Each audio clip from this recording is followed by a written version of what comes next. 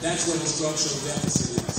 So we struggled with that, and we didn't want to do what we had to do with our employee contracts, but there was no way around it.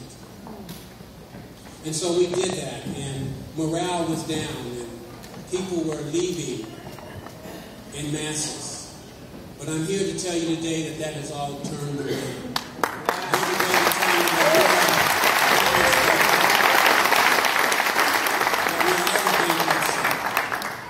That we're working with our employees.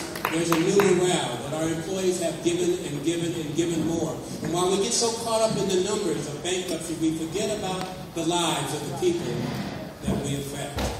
Bankruptcy really shouldn't have been about numbers. It should have been about the lives.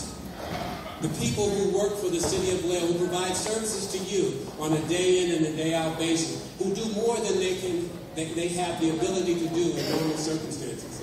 They give, and they continue to give. And even though they do that, we have a tendency not to recognize that they're doing more with less. They're still trying to provide the same type of services with less employees. But they keep giving, and I see those employees every day at City Hall. And whether you know it or not, and whether you get frustrated because you call and you get a voicemail instead of a voice, you shouldn't get frustrated because they're doing what they can. And they're doing a remarkable job for our city. Our city is on its way back. We are rebuilding. I think that the theme today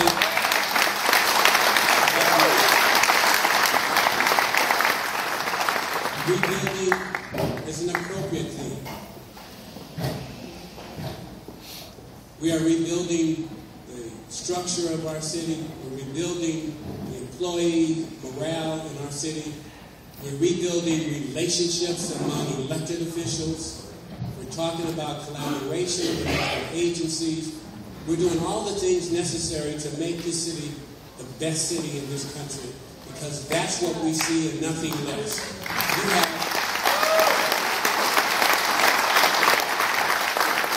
We have a council that sees the glass as half full and not half empty. You have a council that sees success on the waterfront. You have a council that sees success on Mare Island. You have a council that sees our public safety returning to where it once was. You have a council that sees our streets being repaired. You have a council that is concerned about the lives of people. And when I think about the spirit of Vallejo, I think about organizations like the Global Center for Success. I think about organizations like Reach Out, Vallejo Reach Out. I think about organizations like Rebuilding Together, Solano County. I think about all the volunteer organizations that feed people every single day, that clothe and house people every day, because that's what it's all about. There's a new norm for us right now. It is time for us to go back to where we started. And even though I call it a new norm, it's not a new norm. Because in the olden times, people took care of each other. But we've gotten to the point now where we expect government to take care of all the things that we have, and government cannot and will not ever be able to do that.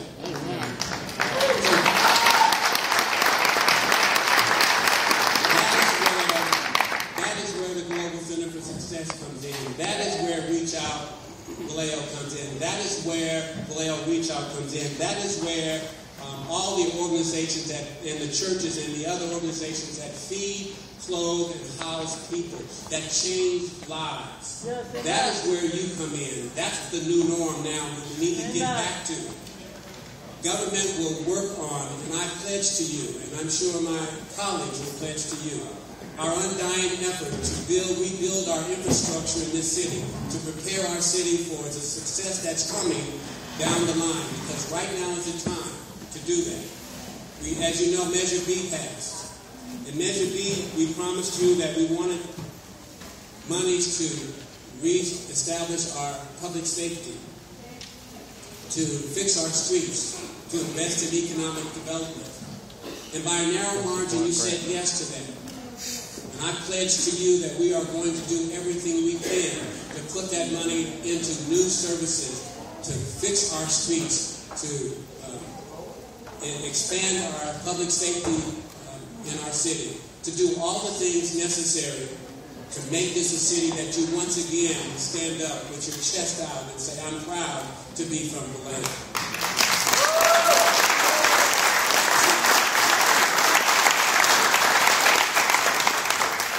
I don't remember a time when I wasn't proud to be from Vallejo. I've always been proud. And you know, when I see a challenge, it's just an opportunity. We have challenges and there are opportunities for all of us, but it takes all of us together to make it happen. You don't have to like everybody. You don't have to agree with the philosophy of everybody, but you have to recognize that everybody is a human being. Everybody deserves the right to eat, live, and to grow in our community.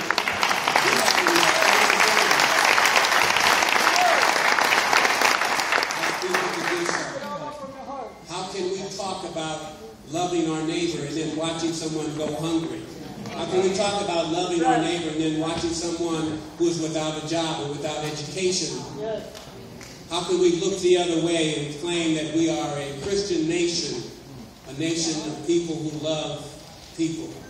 We have a tremendous responsibility. I thank you for each of those organizations who have done their part and continue to do their part every single year. But don't just take part in the organizations that you agree with philosophically. If the motive is to benefit the citizens of Vallejo and this community, then you ought to be taking part, whether you agree with their philosophy or not. The motive is what matters, not their philosophy.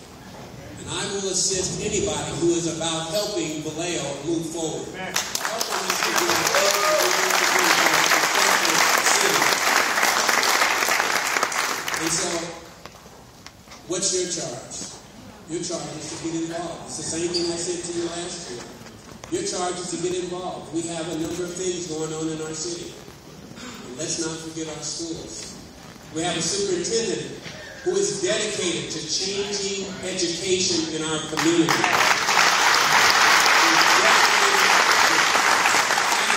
Excellence in our community and is unwilling to accept anything less than excellence for all of our children. That we need to stand up against.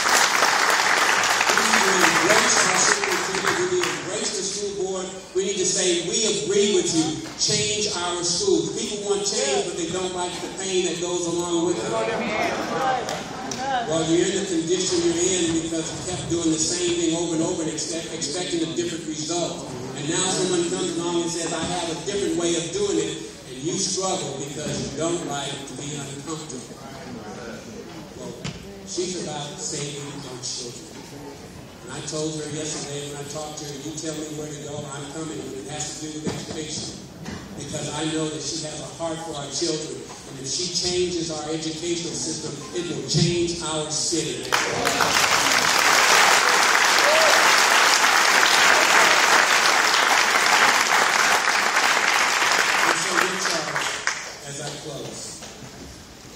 Is to recognize that we're all in this together.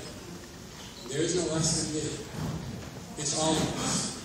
It will take every one of us collectively working together to make the city what it's going to be. Everybody has a part, no matter how small, no matter how big.